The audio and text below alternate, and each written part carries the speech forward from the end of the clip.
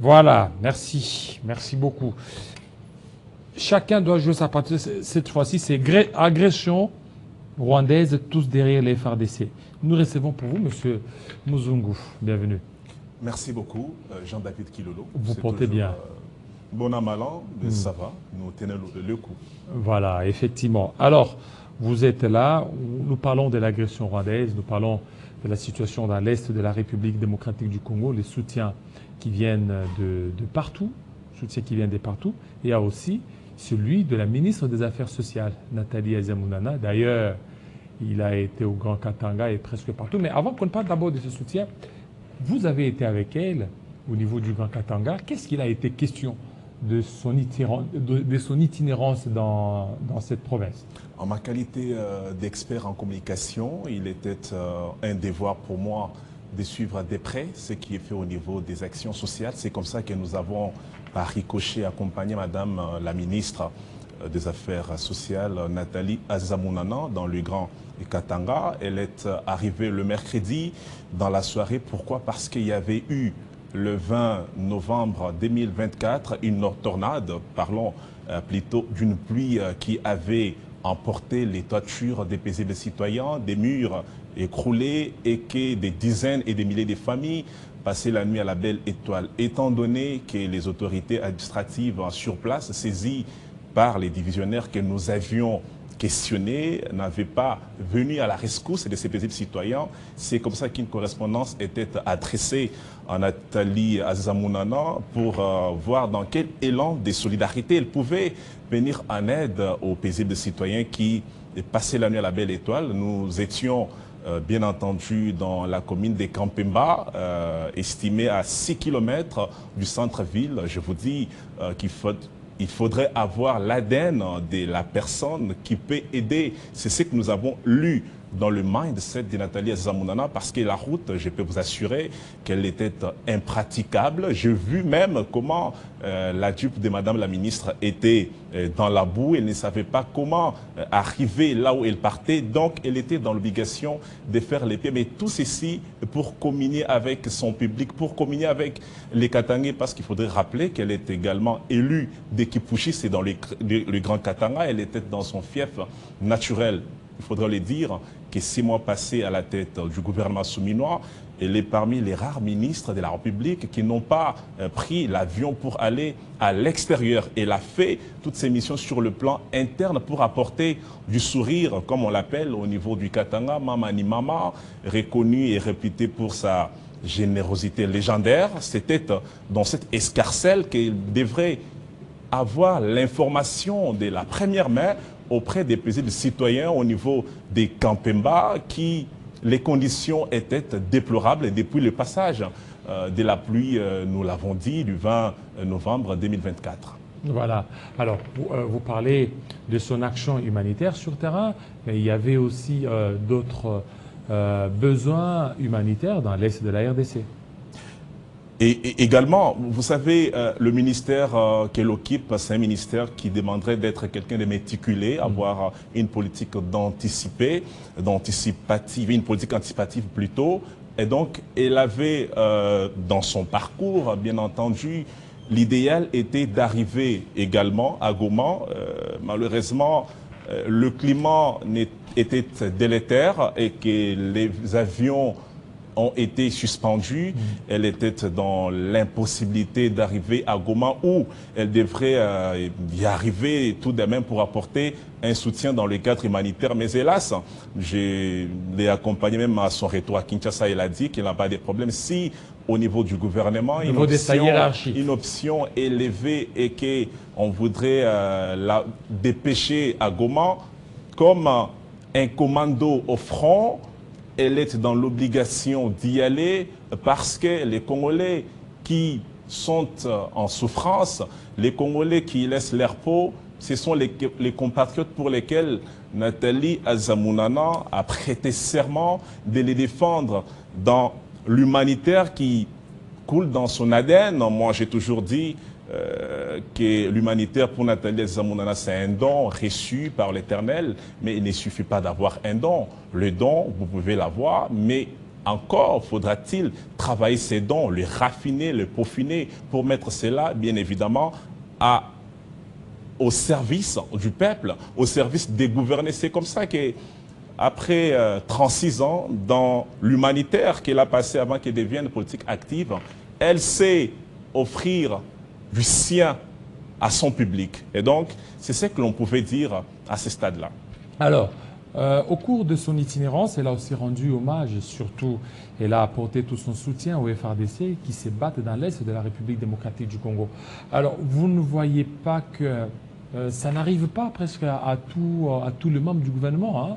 Il y a plus de 50 ministres au gouvernement, mais elle s'est beaucoup plus démarquée en apportant son soutien. Oui, mais c'est parce qu'elle est une figure emblématique du gouvernement seminois. Et elle est fait très bien. Pourquoi? Parce qu'elle est dans ce domaine. Vous savez, quand vous êtes dans le Haut-Katanga, interrogez les gens qui habitent le camp Vangou. Le camp Vangou est comparatif au camp Kokolo ici chez nous.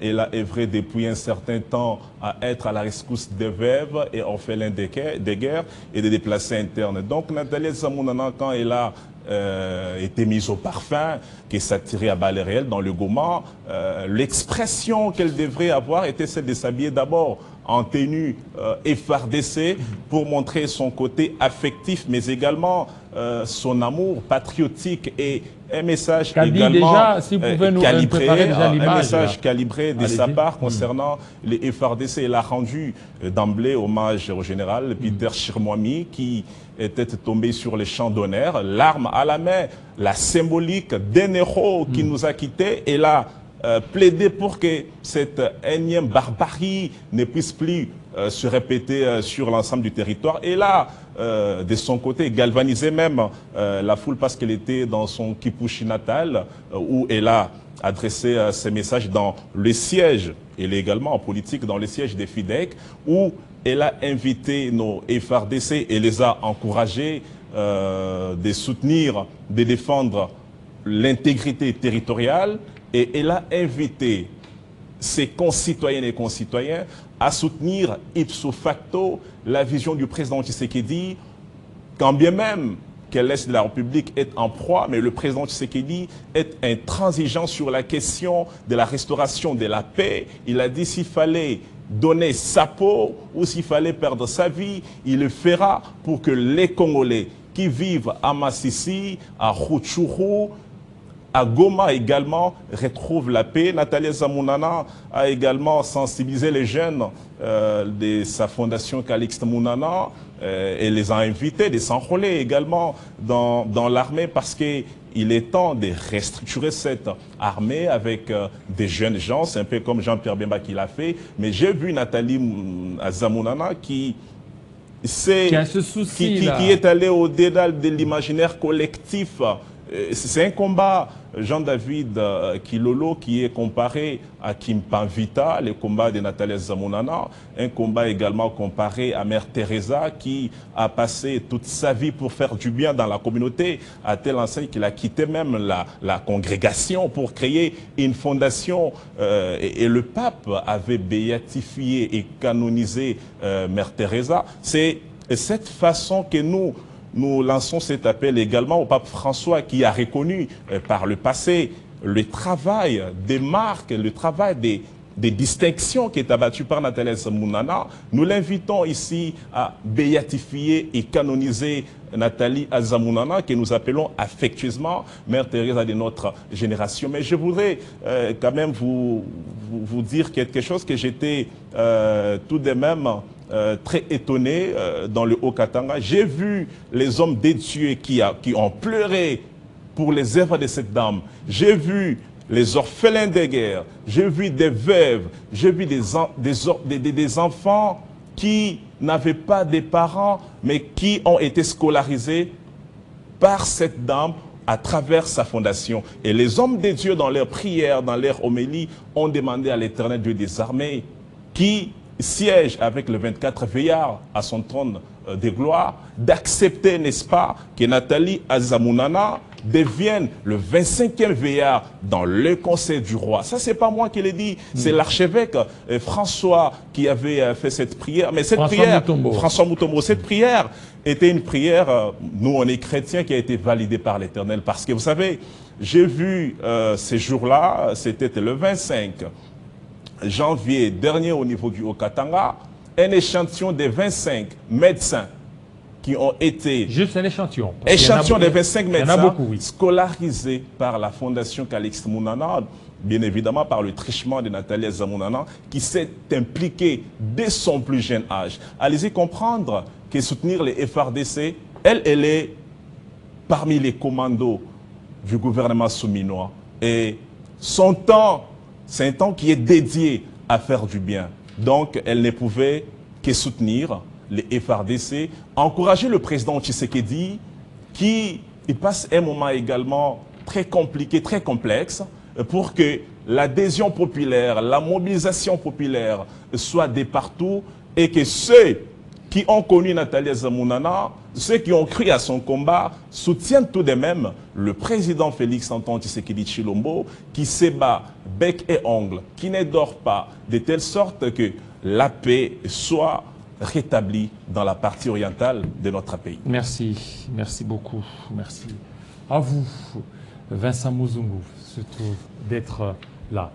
Merci à vous, fidèles téléspectateurs. Vous avez été nombreux à nous suivre d'ici là. Il sera 20h à Goma, 20h à Bukavu, 20h dans l'est de la RDC, 19h ici à Kinshasa. Portez-vous très bien. À très bientôt à la grande édition des journaux télévisés. Restez branchés.